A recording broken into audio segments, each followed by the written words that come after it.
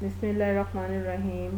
अस्सलाम वालेकुम प्यारे बच्चों, कैसे हैं आप। उम्मीद है कि आप सब खैरियत से होंगे। प्यारे बच्चों, आज हम हरूफ तहजी चे और उसकी आवाज़ सीखेंगे।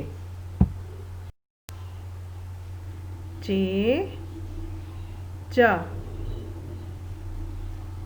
च चाय,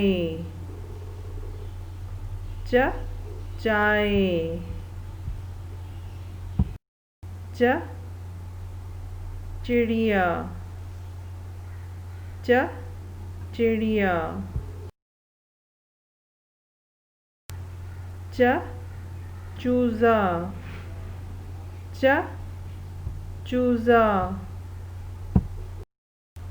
च चीता, च चीता, च चाय, चिड़िया, चूज़ा, चीता।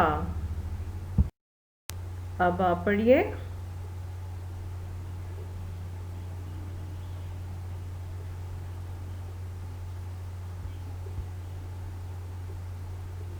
शाबाश।